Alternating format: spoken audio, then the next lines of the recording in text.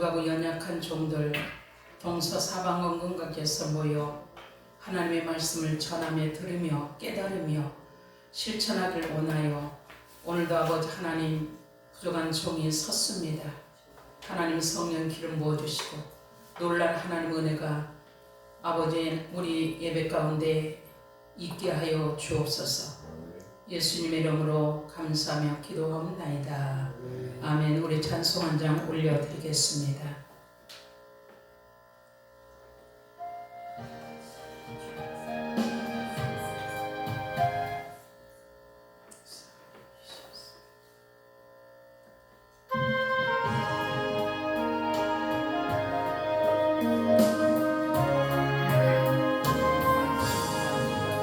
나의 생명 되신 주 주님 앞에 나아갑니다. 주의 그리고 혈로 정케하사 받아주소서. 날마다 주를 찬송하겠네. 주의 사랑의 줄로 나를 굳게 잡아매소서. 괴로운 세상 지날 때 나를 인도하여 주소서. 주를 믿고 나가면 나의 길을 잃지 않겠네. 날마다 주를 찬송하겠네. 주의 사랑의 줄로 나를 굳게 잡아매소서. 세상 살아갈 동안 주를 더욱 사랑합니다. 밝고 빛난 천국에 나의 영혼 들어가겠네. 날마다 주를 찬송하겠네. 주의 사랑의 줄로 나를 굳게 잡아매소서.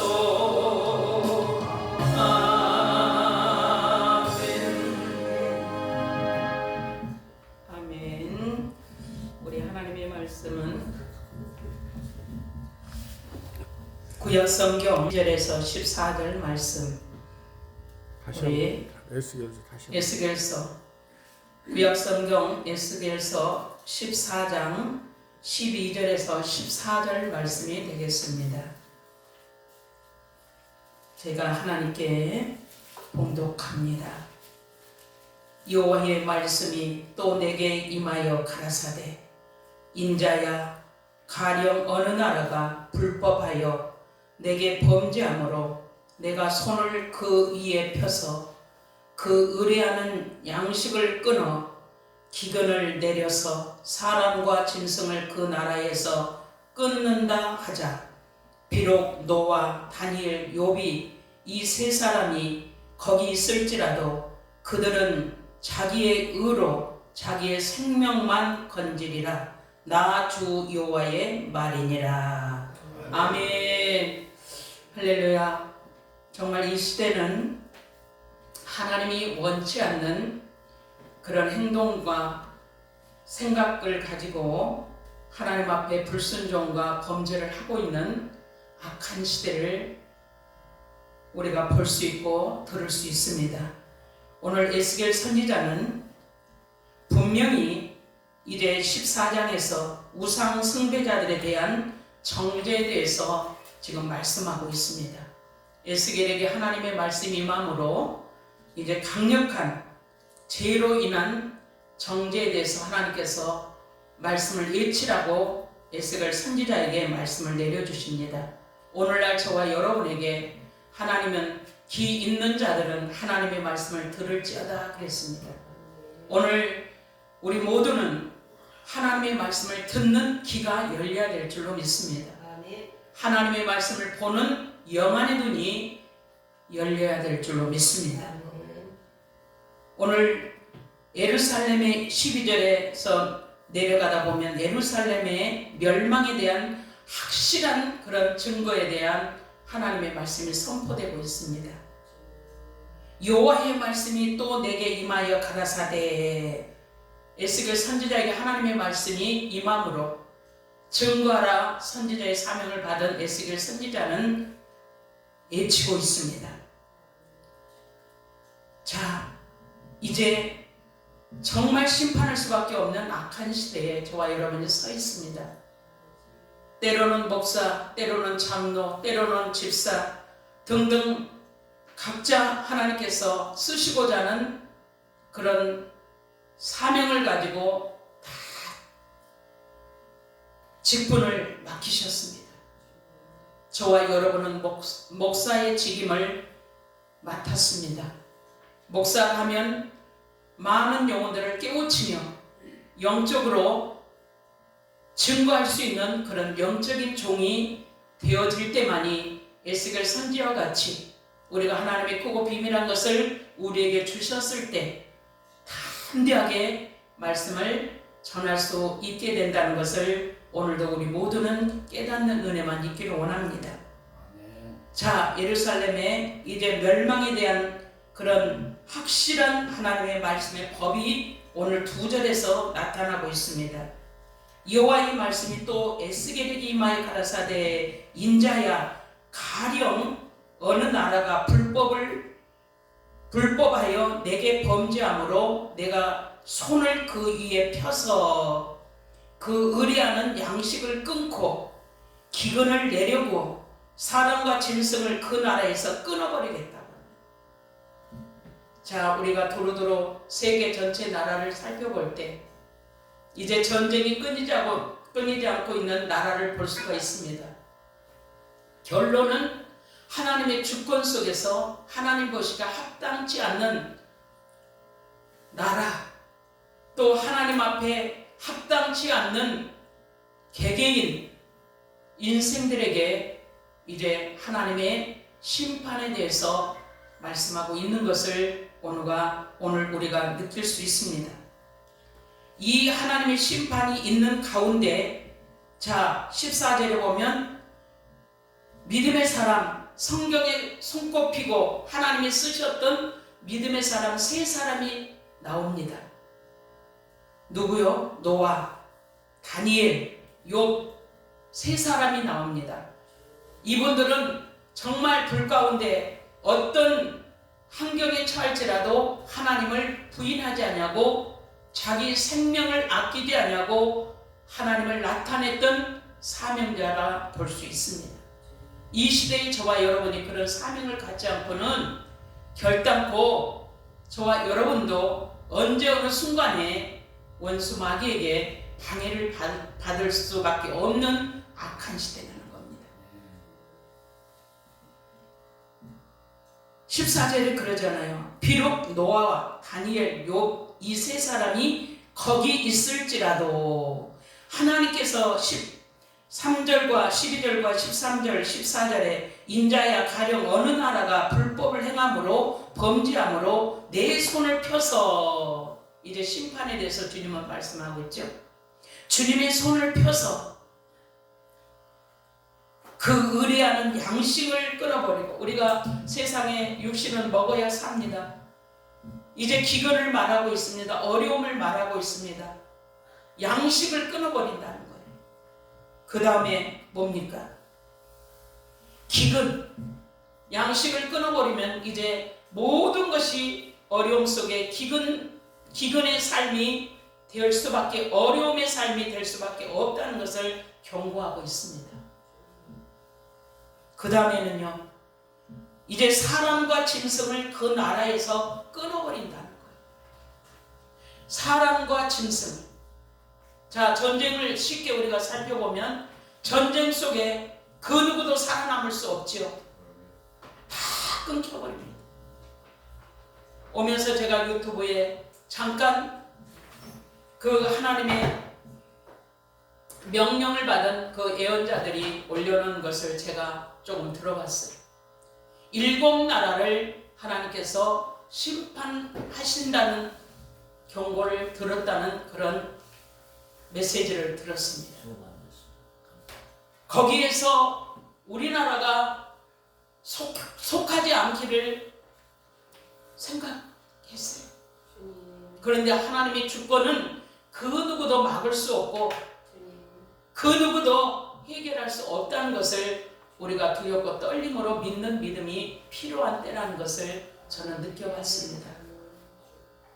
사람과 짐승과 그 나라에서 끊어버린다 하자 그 환난 속에서도 비록 노아와 다니엘, 욥 세 사람이 그 속에 있을지라도 그 환난 속에 있을지라도 그들은 자기의 의로, 자 의가 뭡니까? 믿음입니다. 바로 하나님을 정확하게 믿고 어떤 일이 있어도 하나님을 의뢰하는 신실된 굳건한 믿음을 의라고 말하고 있죠. 의로 자기의 생명만 건지겠다고 했어요. 그런 어려움 속에서도 예수를 믿고 바라고 있는 사람은 이렇게 다니엘같이 이제 노아같이 이제 욥같이 믿음이 정말 좋은 사람이잖아요. 사자굴소에 들어가도 불속에 들어가도 주님이 딱 그들을 살려내잖아요. 이 어려운 환난 속에 있을지라도 이 믿음의 세 사람을 왜 여기에 이름을 등장시켰을까요? 어찌 말하면 목양에 귀하신 목사님들 오늘 말씀과 같이 이 세 사람의 믿음에 속하여져서 악한 세상을 이길 수 있는 귀한 종들이 되어지는 축복만 있기를 원합니다. 끊어버린다는 거예요. 이 속에서 생명만, 이 믿음의 사람도 생명만 자기의 의로 인하여 생명만 구원할 뿐이지 다른 거 아무것도 취할 수 없다는 경고입니다. 다 끊어버리네. 그 어느 것도 가지고 날 수 없고 취할 수 없다는 경고예요. 우리가 뭐 가지고 나오고 싶고 뭐 갖고 싶어도 믿음의 사람뿐만 아니라 이런 환난 속에는 믿음의 사람 자기의 의로 인하여 생명만 구원할 뿐더러 아무것도 가지고 나오지 못한다는 거죠. 그 믿음을 이제는 우리가 갖기 위하여 정말 하나님의 말씀 앞에 서야 된다는 것을 두렵고 떨림으로 생각이 됩니다.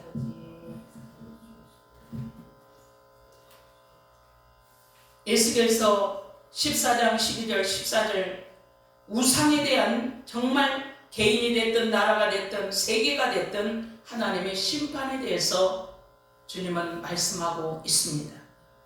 에스겔 선지자 같이 특별히 우리 목양의 목사님들은 하나님의 세미한 음성을 영으로 듣고 외칠 수 있는 우리 모두가 되어지는 축복만 있기를 원합니다. 할렐루야. 우리 주님께서는 왜 이 땅에 오셨을까요? 인생들을 구원하시기 위하여 오셨습니다. 그럼에도 불구하고 깨닫지 못하고 배반하고 믿지 못하고 살아가는 인생에 대한 심판이 반드시 있다는 것을 말씀해 주고 있습니다. 분명히 복 있는 자는 다윗 왕을 통해서 시편 1편에서부터 쫙 말씀이 믿음의 사람, 기도의 사람 다윗 왕의 입술을 통해서 기록된 시편의 말씀을 우리가 1편의 말씀을 잠시 생각해 보도록 하겠습니다. 복 있는 사람이 이 악한 세대에서 하나님이 심판할 수밖에 없는 악한 세상과 악한 나라와 악한 개인에게 대한 경고를 오늘도 우리는 말씀을 통해서 듣고 있지만 그러나 이 가운데서도 생명을 구원받는 세 사람과 같이 바로 복 있는 사람은 시편 1편 1절에서 2절 보니까 복 있는 사람은 악인의 길을 쫓지 않는 자가 복 있다고 기록해놨습니다. 죄인의 길에 서지 아니하고 오직 여호와의 율법을 즐거워하여 그 율법의 말씀을 주야로 묵상하는 자가 복 있는 자라고 시편 1편의 1, 2절에 기록해 주고 있습니다. 저와 여러분이 이 고백 속에 이 믿음 속에 복 있는 자로서 사명을 감당할 뿐더러 하나님을 만났을 때 참으로 잘했다 칭찬받고 아멘. 상급을 받는 저와 여러분이 되어주는 축복만 있기를 원합니다. 아멘. 또 복 있는 자는 믿음의 사람은 어떤 도우심이 있는가 하면 시편 23편 1절에서 2절 여호와는 나의 목자가 되어주신다는 거예요. 악인의 길을 쫓지 않냐고 죄를 짓지 않는 하나님을 의뢰하는 자에게는 주님께서 목자가 되어주신다는 거예요. 인도해 주시겠다는 거예요. 목자가 되시니 내가 부족함이 없으리로다. 그가 나를 푸른 초장에 누이시며 쉴만한 물가로 인도해 주시겠다는 약속의 말씀이 기록되어 있습니다. 이 약속의 말씀을 저와 여러분 끝까지 붙들고 변질되지 아니하고 이 어두운 시대, 어지러운 시대, 정치 교계 하나가 되지 못하고 정치는 정치대로 두 파로 나눠지고 교계는 교계대로 두 파로 나눠져서 서로 눈만 뜨면 지지고 볶고 싸우고 분쟁하고 넘어뜨리고 가두고 밟고 이런 악한 그런 전쟁의 시대에 우리가 살아가고 있습니다. 바로 이 형태로 나타난 실제가 영적인 전쟁입니다. 이 속에서 우리가 어떻게 해서 이길 것인가? 이 속에서 우리가 어떻게 해야 이 새 사람과 같이 생명을 얻게 될 것인가? 우리는 두렵고 떨림으로 하나님의 말씀 기록된 그대로 하나님을 두렵고 떨림으로 하나님의 약속의 말씀에 굳건하게 서서 세상 끝날까지 주와 동행하는 복된 삶, 복된 사명이 되어지는 하나님의 종들이 되어지는 축복만 있기를 예수 이름으로 축복합니다. 기도합니다. 좋으신 아버지, 복 있는 사람에 대해서 또한 주님께서 말씀